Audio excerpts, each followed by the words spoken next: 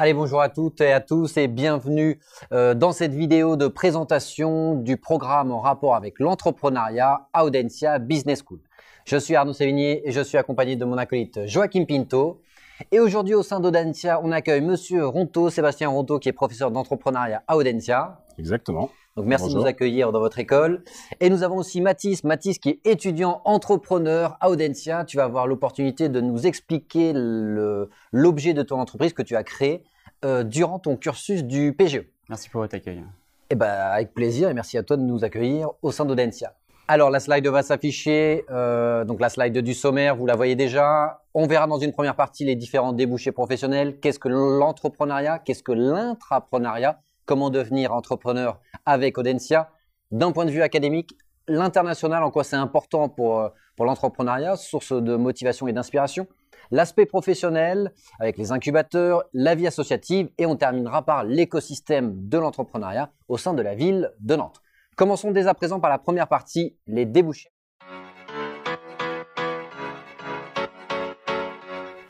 Alors, Monsieur Ronto, on va vous demander un exercice relativement compliqué dans un premier temps. Ça va être d'expliquer aux étudiants qui nous regardent avec la slide qui va s'afficher, d'expliquer qu'est-ce que l'entrepreneuriat, qu'est-ce qu'être un entrepreneur. Waouh. Y a des gens qui font des thèses là-dessus et qui passent toute leur carrière. Donc, c'est pas le débouché professionnel, mais être un entrepreneur, c'est allier l'action avec l'intention. Donc, c'est des gens, on a tous des idées, on a tous des rêves. La différence, c'est que les entrepreneurs, ils s'engagent à essayer de les construire, de leur donner une réalité. Donc ça, c'est vraiment un acte. Et ça peut s'exprimer dans tout contexte. Ça peut s'exprimer pour sa création ex nihilo. C'est le cas de Mathis, il aura l'occasion de nous en parler. Ça peut s'exprimer dans une activité professionnelle au sein d'entreprise, c'est plus le côté intrapreneuriat. Et puis, ça peut s'exprimer aussi en lien avec les autres. Donc, l'entrepreneuriat, c'est après. L'entrepreneur, c'est celui qui va allier l'action avec l'intention. Et puis l'entrepreneuriat, du coup, c'est l'action de lancer des activités nouvelles. Donc, vous voyez, dans ce contexte-là, c'est... Et comme vous le disiez, ça peut être ex nihilo, ça peut être dans une entreprise, ça c'est vraiment très important. Le business développement, ça peut être une forme un petit peu de ça.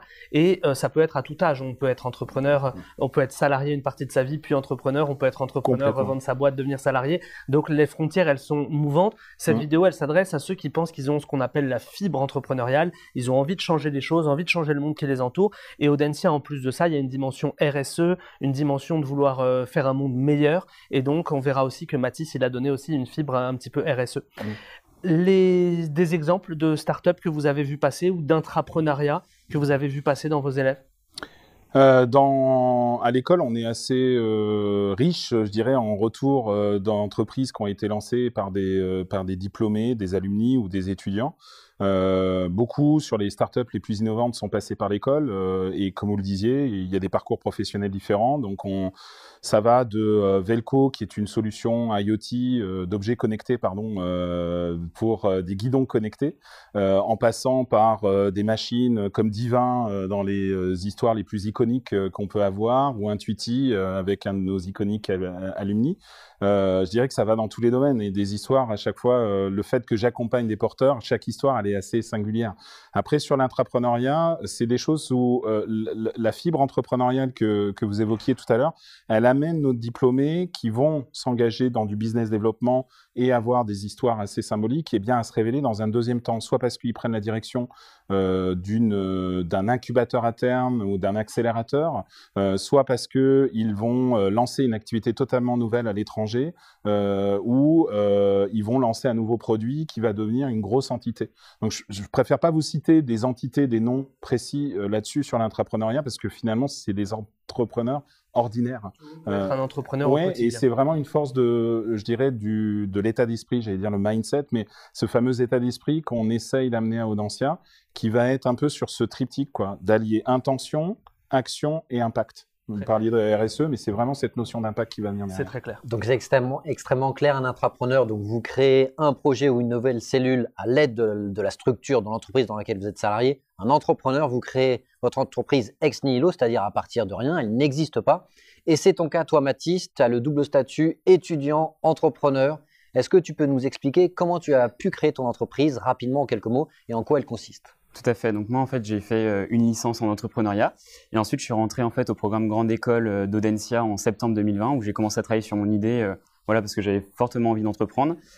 Et en fait, en parallèle des cours et pendant ma césure, j'ai commencé à travailler sur ma première idée. J'ai développé ma première idée et elle est lancée depuis aujourd'hui. Hein. Et c'est quoi cette idée alors? Alors, l'entreprise que j'ai créée s'appelle Traino. Donc, en fait, c'est une plateforme de mécénat pour les entreprises pour leur permettre d'impliquer leurs collaborateurs dans des démarches responsables, donc RSE, mécénat, etc. Voilà. Donc toujours avec cette fibre un petit peu RSE que tu as donné à un contexte entrepreneurial. Toi, tu es un cas un petit peu iconique parce que tu avais envie, en entrant dans l'école, d'entreprendre. On peut aussi préciser, peut-être, Monsieur Ronto, qu'il y a des gens qui ne savent pas encore qu'ils veulent devenir entrepreneurs et que c'est la rencontre avec les autres qui va faire qu'il y a des projets qui vont émerger. On peut aussi être entrepreneur en rejoignant un projet que d'autres veulent créer. Et à Audencia, il y a aussi un écosystème avec des écoles d'ingénieurs, des écoles de design qui permettent de créer des équipes un petit peu hybrides et qui permettent d'avoir multi-compétences. Donc ça, c'est aussi, n'ayez pas peur, si vous n'avez pas encore votre idée, vous pouvez devenir entrepreneur. Et vous pouvez avoir l'esprit entrepreneurial, c'est-à-dire l'envie de créer, sans pour autant avoir une idée précise et concrète.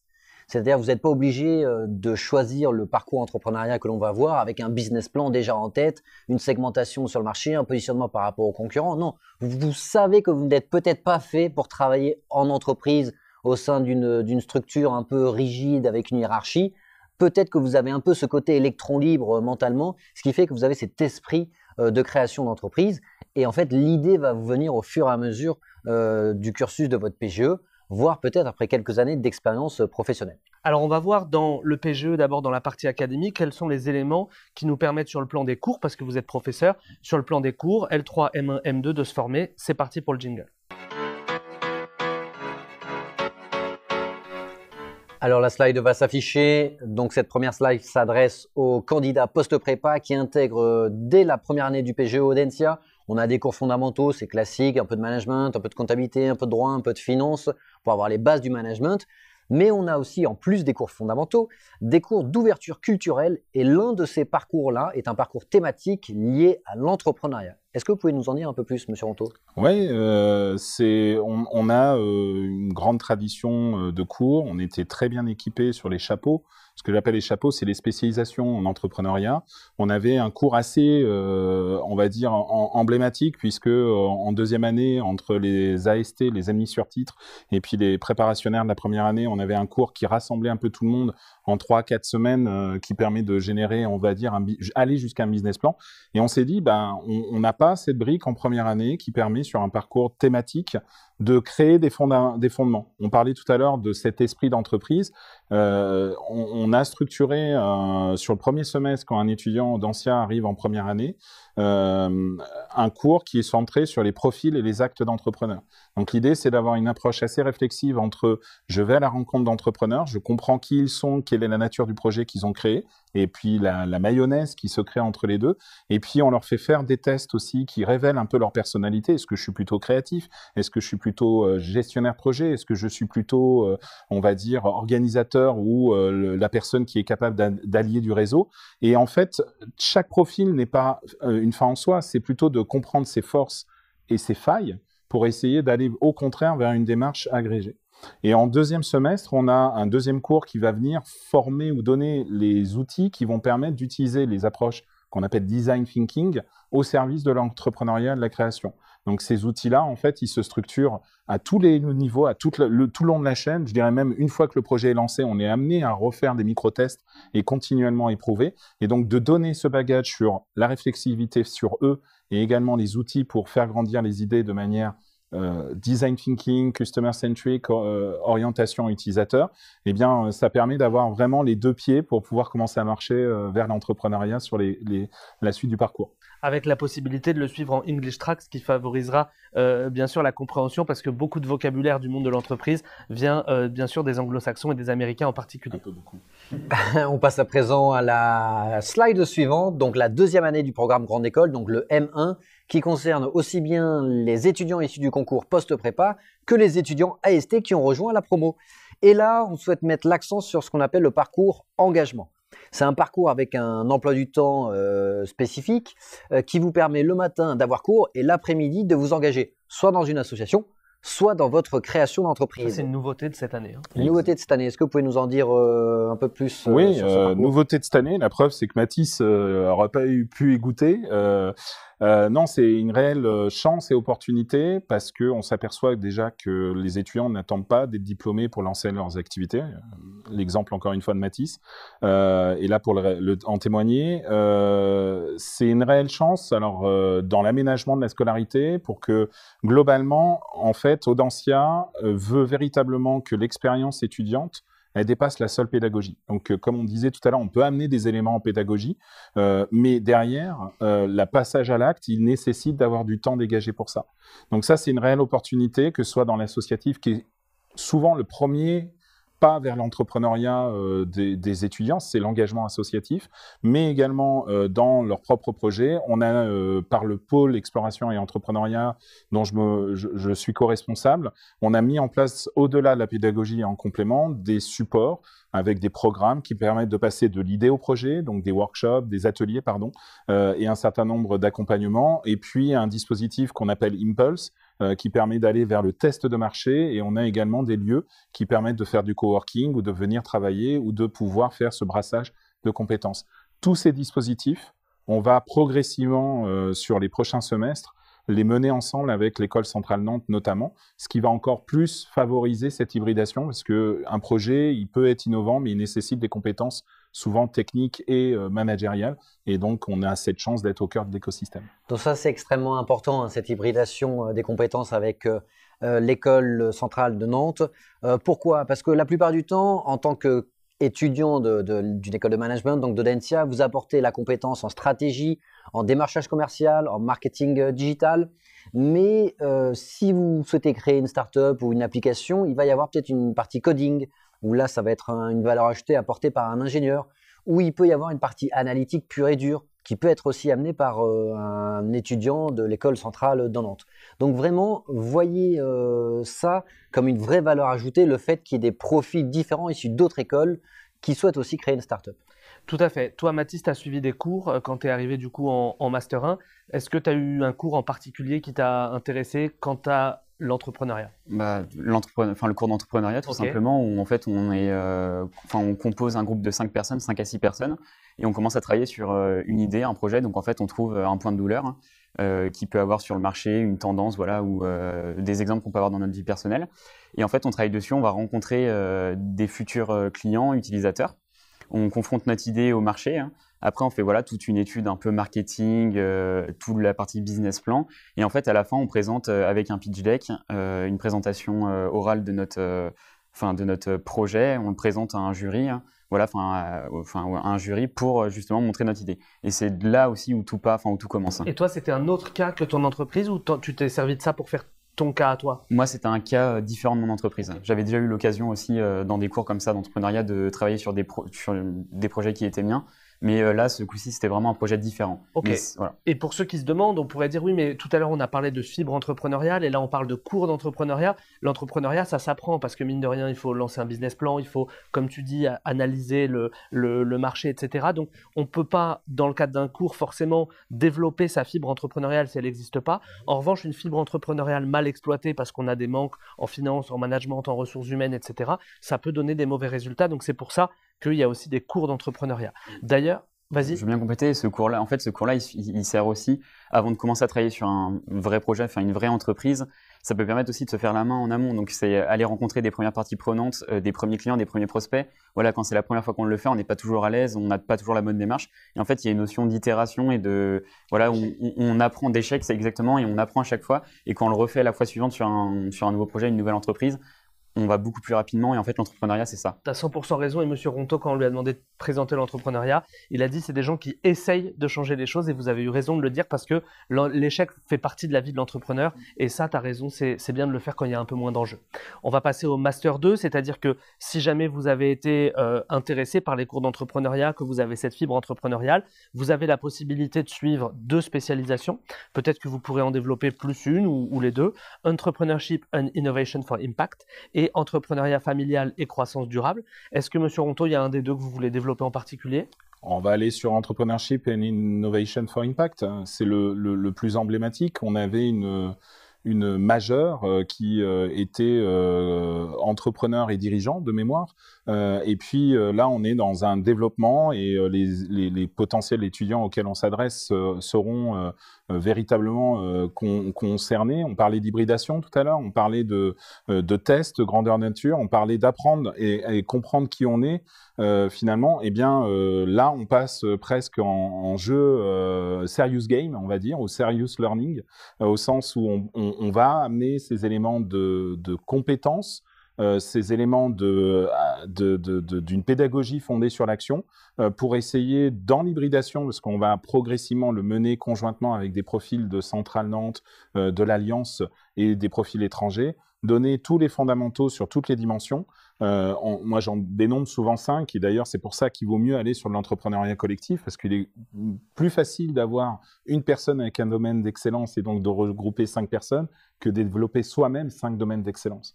Donc, il y a la stratégie, il y a le juridique, il y a le financier, il y a le marketing, et il y a la logistique ou l'organisationnel. Et donc là-dessus, Mathis évoquait tout à l'heure, on travaille à 5. Ça aussi, ça fait partie de l'apprentissage, savoir travailler avec les autres. On peut avoir des divergences, mais savoir les dépasser. La gestion de l'équipe, c'est la première cause de faille de projets entrepreneuriaux. Pourtant, les projets collectifs, c'est ceux qui sont célébrés aujourd'hui dans les startups, notamment la partie la plus visible. Eh bien, quand l'équipe n'est pas bonne, vous pouvez faire ce que vous voulez, il y a un problème. Donc là, il y a vraiment un focus de cette coévolution dans cette spécialisation qui dure jusqu'à 1 an, de pouvoir, avec le stage compris et cette expérientielle, de pouvoir faire monter de manière conjointe les personnes et les idées, et derrière de pouvoir avoir ce sas de connexion pour vraiment passer à l'acte dans le cadre de l'incubateur Centrale Audencia ENSA. Très clair. Donc c'est extrêmement clair. Donc là, on vient de vous détailler tout ce que vous allez apprendre en rapport avec l'entrepreneuriat sur le campus d'Audencia ou avec les partenaires d'Audencia en France et à Nantes. Maintenant, on va s'intéresser à l'international. Jingle.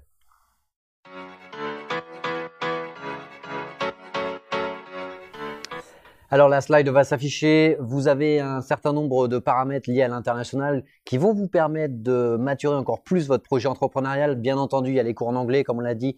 Il y a un parcours English Tract qui est extrêmement important avec des intervenants aussi bien académiques, professionnels qui sont internationaux.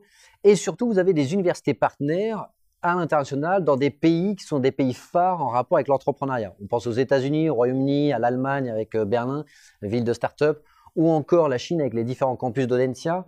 Monsieur Rontaud, quelle est l'importance de l'international, donc de l'étranger, pour un projet que l'on souhaite probablement créer en France ? Oui, alors c'est hyper important. Enfin, la question, elle est vraiment critique et je pense que les étudiants au cours de leur scolarité, des fois, c'est plus freiner des cas de fer à partir à l'international quand ils démarrent leur projet parce qu'ils se disent « Ah, je vais prendre un coup d'arrêt ». Sauf que d'aller un peu s'inspirer, de regarder un peu à l'étranger comment ça se passe, culturellement aussi, de voir s'il y a une manière d'entreprendre aux États-Unis, en Allemagne, dans les pays de l'Est, en Chine, c'est hyper important. En plus, ça peut être l'occasion de découvrir, pas des concurrents, mais des acteurs qui développent plus ou moins des solutions. Quand je dis solutions, c'est des produits, des services assez similaires, et de continuer à co-créer ou s'inspirer. Donc ça, c'est très important. Comme on disait tout à l'heure, le langage de l'entrepreneuriat il est beaucoup inspiré, je dirais, d'une approche très start-up, design thinking, lean start-up, donc tous ces termes que, bien sûr, tout c'est du global English adapté à l'entrepreneuriat. Donc là-dessus, il n'y aura pas forcément de surprise. Par contre, de découvrir d'autres écosystèmes, de comprendre le type de métier qui, pour ceux qui voudraient travailler sans être peut-être entrepreneurs, dans des écosystèmes, dans l'écosystème de l'accompagnement, du financement, véritablement de l'étude, eh bien, c'est une richesse extrêmement folle. Donc, je pense, on a beaucoup quand même d'étudiants qui choisissent assez naturellement UC Berkeley pour faire une partie et ils reviennent avec les yeux ébahis. Mais en fait, quand ils reviennent avec nous, ils se rendent compte qu'on a les mêmes approches et donc l'herbe n'est pas forcément plus verte de l'autre côté. Mais je pense qu'il y a des nouveaux écosystèmes et de miser sur en lien avec son projet, quand on a le projet qui est déjà défini, d'aller dans un pays bien déterminé parce que la législation peut nous apprendre, parce qu'il y a un concurrent qui est établi, ça peut être la culture du pays. Si on parle de RSE, les pays nordiques, par exemple, peuvent être en avance. Et du coup, c'est très important de comprendre aussi, tout à l'heure on parlait de l'échec, il y a des pays qui sont beaucoup plus en avance que nous sur cette culture de l'échec, notamment les États-Unis. Et en allant là-bas, on peut s'inspirer aussi d'un état d'esprit qui consiste à dire essaye, et puis si tu rates, c'est pas grave. En France, on a un petit peu plus peur de l'échec et donc il faut qu'on travaille sur ça, mais ça commence un petit peu à changer ces dernières années. Ça a changé. C'est la Startup Nation. Ouais, le côté... Non, même pas, parce que je pense qu'aujourd'hui, on a dépassé ce mot Startup Nation. On a des étudiants qui apportent de l'innovation dans d'autres domaines que la startup. La startup, c'est simplement une entreprise qui est construite pour grandir très vite.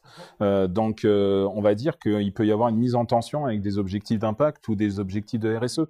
Donc, là-dessus, nos étudiants, dans leur... valeurs, je dirais, dans leur vision, les étudiants entrepreneurs qu'on peut être amené à côtoyer, ils n'ont pas forcément ce côté scalabilité. On le retrouve dans le projet de Mathis sur le côté automatisation d'un certain nombre de processus, mais le côté de grandir, d'être tentaculaire avec tous les mauvais côtés de la Silicon Valley et les bons côtés qu'on met en avant comme le mythe. Silicon Valley, il nous a amené le mythe du garage, quoi. Il fallait avoir un garage pour démarrer son activité. Et manger des pâtes. Et manger des pâtes, surtout. Donc, il y a des gens qui ont acheté des garages dans la Silicon Valley avec l'espoir qu'ils auraient les pépites de demain. C'est du mythe. C'est un rêve. C'est pas vrai. Donc, la notion de l'échec, c'est simplement qu'on améliore son scoring bancaire pour pouvoir s'endetter ou lever des fonds. Donc, c'est cette idéologie-là. Ça a également changé en France très fortement. On n'est plus dans une approche patrimoniale où la seule raison qui nous incitait à entreprendre, c'était pour constituer un patrimoine issu de ses parents ou quoi que ce soit, beaucoup de reprises familiales notamment. Donc aujourd'hui, il n'y a pas de risque à entreprendre. Et au contraire, pendant ses études, ce n'est pas un plafond de verre à sa carrière, ça ne sera pas jugé, au contraire, dans les futurs jobs, si jamais les gens reviennent vers du salariat. Donc, je me permets de tacler un peu parce que je trouve que c'est extrêmement important de... Vous avez tout à fait raison, on est là pour vous écouter, pas nous écouter, donc vous avez raison. Et d'ailleurs, une des manières aussi de pouvoir limiter le risque d'échec et justement d'avoir des entreprises qui sont pérennes, c'est de se faire accompagner. On va le voir dans la partie juste après, que Audencia met en place avec l'incubateur un accompagnement pour réussir justement. Alors juste avant cela, il y a une slide supplémentaire qui vous présente des exemples de double diplôme qui permettent justement de s'inspirer soit de start-up ou d'entreprises qui ont été créées à l'étranger, de la culture locale. Donc vous les voyez, il y en a 2 au Royaume-Uni et 1 en Allemagne en rapport avec l'entrepreneuriat. Donc c'est une vraie valeur ajoutée comme on vient de le détailler ces dernières minutes. On va passer à la partie suivante, la partie justement professionnelle avec le jingle.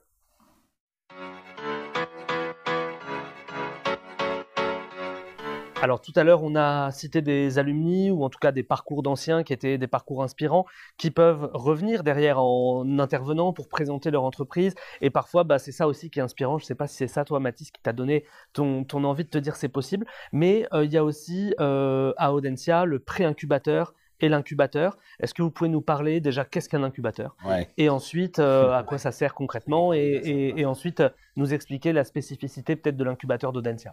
Oui, alors je dirais même les étudiants qui nous rejoindraient découvriront, on parle même plus de pré-incubateur, incubateur, on parle d'une chaîne d'incubation. L'incubation, c'est vraiment l'analogie, si vous voulez, on pourrait faire dans le domaine agricole ou la botanique. Quand une plante, elle est un peu naissante, si on la met directement dans la terre avec le froid, les intempéries ou quoi que ce soit, elle va avoir peut-être du mal à se développer.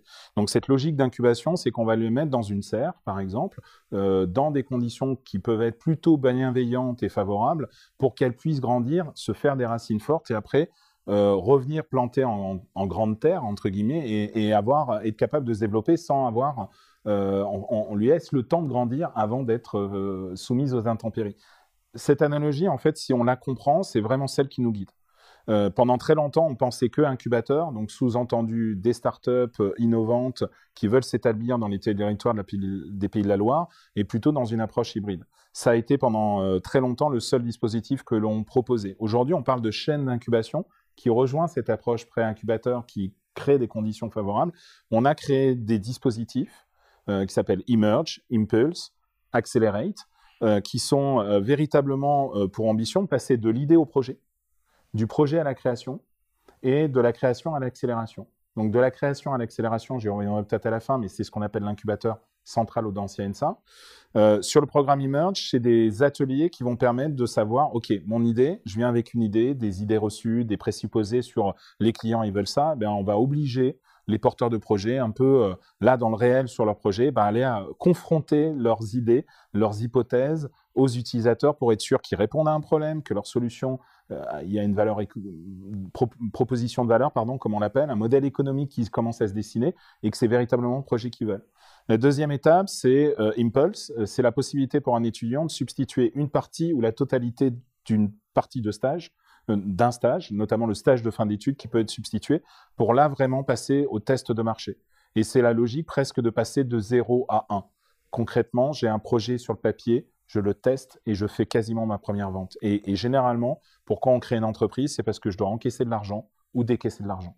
Donc, c'est le moment où on va essayer d'accompagner et de donner les conditions favorables pour créer son entreprise avec, là aussi, du coaching, de l'accompagnement. Et ensuite, accelerate de 1 à 100 ou de 1 à 1000. Exactement, avec toute l'énergie, on va dire, Mathis l'a rejoint là, mais toute l'énergie de l'incubateur, l'écosystème, de financeurs, ce qu'on appelle du growth hacking ou les techniques marketing pour faire d'acquisition de croissance, qui est véritablement ce 10 à 100 ou 10 à 1000 et bien sûr tout parce qu'entre réussir une vente et réussir sans vente, il y a parfois de la scalabilité, c'est pas souvent que ça se passe. Exactement. Et donc il faut réussir potentiellement à évoluer. Et tout à l'heure vous avez dit en le formulant à l'envers que quand l'équipe s'entendait pas et quand l'équipe était pas solide, ça marchait pas. Mais à l'inverse, quand l'équipe est assez intelligente pour s'adapter à des évolutions, à écouter les conseils, justement c'est ça aussi qui donne des startups et des entreprises qui fonctionnent. Donc c'est tout à fait pertinent. Ça agit sur les taux de survie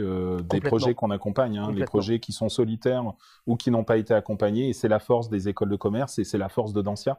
On a un réseau d'alumni, on a un réseau d'accompagnateurs, c'est à peu près 150 experts, mentors, et on est en train de développer encore, qui gravitent autour de ces entreprises. Avec en plus l'hybridation, donc vous avez tout à fait raison de le rappeler. On va passer à la dernière partie, qui est la partie vie associative avec le jingle.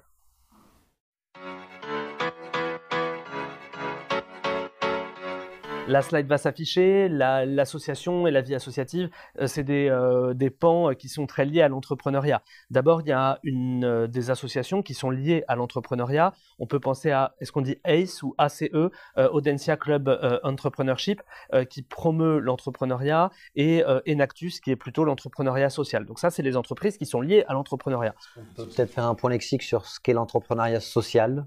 Parce que ça peut paraître...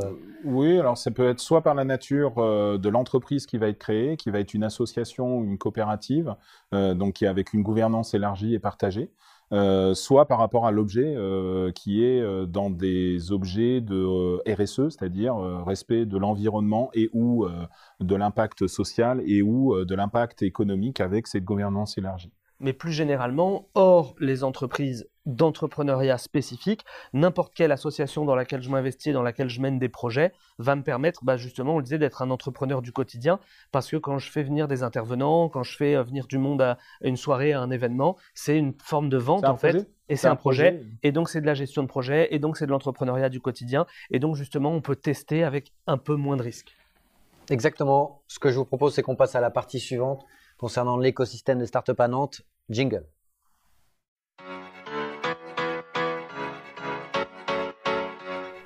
Alors, si jamais vous rejoignez Audencia, vous allez non seulement rejoindre Audencia, mais vous allez rejoindre l'écosystème de la ville de Nantes, la ville de Nantes en tant que telle, avec, on le disait, l'école centrale Nantes, l'école de design de Nantes. On a vraiment d'architecture de Nantes aussi. On a vraiment une ville qui est tournée vers l'innovation, capitale européenne de l'innovation en 2019, capitale de la French Tech 2019-2022. Donc, non seulement vous allez rejoindre une école qui est en pointe sur l'innovation et en plus les nouveaux enjeux digitaux, RSE, etc., qui traverse l'entrepreneuriat, mais en plus vous allez être dans un environnement bouillonnant, stimulant, parce que Nantes c'est un des fers de lance de l'entrepreneuriat en France, et donc ça c'est très important. Est-ce que l'un ou l'autre vous avez quelque chose à dire sur ce point ? On a cette chance de travailler avec eux, on a cette chance d'être au sein, on se connaît tous, toutes les structures d'accompagnement travaillent ensemble, on a souvent même d'ailleurs du co-accompagnement entre structures. Plus particulièrement, on a signé à Audencia un partenariat avec la cantine numérique qui est le porteur de la French Tech nantaise. qui nous permet de faire bénéficier aux projets qu'on accompagne de l'écosystème digital local, qui est quand même très fort, très dense, avec un certain nombre de rencontres ou de possibilités d'échanger avec vraiment des grands acteurs. De manière remarquable, il y a un dispositif qui s'appelle Imagination Machine sur le territoire nantais, qui est un startup studio orienté Tech for Good. Alors, excusez, encore une fois, c'est startup studio Tech for Good, mais c'est le jeu qui veut ça, mais qui vraiment montre que Nantes, ça bouge énormément. Énormément de grands groupes viennent implanter leur siège ou déplacer leurs équipes techniques. Je pense à Doctolib, je pense à Talent Soft ou Fago ou d'autres, plus celles qui sont créées à Nantes que iAdvise ou autres. Donc on a vraiment quand même un contexte, un écosystème qui est génial, que ce soit sur notamment avec l'école centrale Nantes sur de la deep tech, que ce soit sur le tech for good ou les impact tech, que ce soit sur le digital, on a quand même un écosystème, on n'a pas du tout à rougir par rapport à Paris, par rapport à Lyon, qui sont les grandes métropoles où on retrouve. Clair. Non, vous avez tout à fait raison de le dire. Et si on veut un petit peu clôturer tout ça et faire la transition vers le mot de la fin, c'est que Nantes, c'est vraiment un endroit où vous allez pouvoir vous épanouir, tant sur le plan de la ville que sur le plan de l'école. Et donc, n'hésitez pas, que vous ayez un projet déjà mature et que vous voulez voir accompagné dans le cadre de la chaîne d'incubation, si je répète bien ce que vous avez dit, ou alors que si vous voulez vous confronter à vos camarades qui vont vous donner des idées et pour former des équipes. On va vous demander un exercice assez compliqué, c'est de fixer la caméra, la grande caméra qui vous regarde là, et en 30 secondes, de donner envie aux étudiants qui ont un projet ou une fibre entrepreneuriale de rejoindre Audencia. On va commencer par Mathis. Ok, super. Tout d'abord, merci d'avoir écouté cette interview. Et donc, si vous voulez entreprendre à Audencia, c'est possible. Il y a des professeurs qui sont très disponibles. Il y a des cours qui sont géniaux pour apprendre à entreprendre, justement. On a toutes les ressources à disposition pour se lancer. C'est une question de courage. Il y a aussi beaucoup de diplômés qui ont créé des entreprises, donc des gens qui sont disponibles pour vous aiguiller en fait, dans la création de votre entreprise.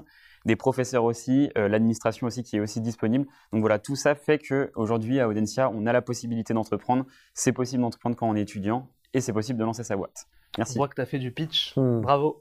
À vous, monsieur Rondeau, s'il vous plaît, si vous pouvez faire le même exercice.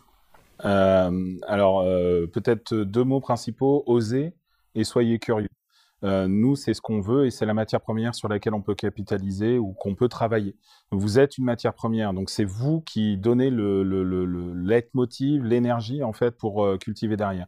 Après, tout ce qu'on peut mettre en œuvre, on l'a évoqué pendant le temps de cette interview, c'est simplement des petits garde-fous ou la possibilité de vous permettre d'aller plus loin avec l'énergie que vous mettez. Donc nous, on est un agrégateur de réussite, on est un accélérateur de particules et c'est vous la matière première.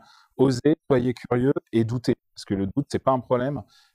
Partez pas avec vos certitudes. Je veux être entrepreneur, c'est ça mon idée, j'écoute pas les autres. C'est vraiment dans l'énergie collective qu'on arrive à créer et les plus belles histoires, c'est celles que vous allez nous écrire et on sera content d'être les conteurs. Bravo. Et pour ceux qui justement sont curieux, Mathis, si tu veux nous redonner le nom de ton entreprise, donc Treno. Treno, T-R-E-N-O. T-R-E-N-O, donc pour ceux qui veulent se renseigner sur ce que propose Mathis, n'hésitez pas et vous pourrez le citer dans le cadre de vos entretiens pour montrer votre motivation et montrer qu'on peut entreprendre Audencia. N'hésitez pas à aller voir les autres vidéos qu'on a tournées sur les autres secteurs, n'hésitez pas à aller voir la vidéo PGE, la vidéo concours AST qui sont disponibles sur la chaîne. On vous dit à bientôt. Salut.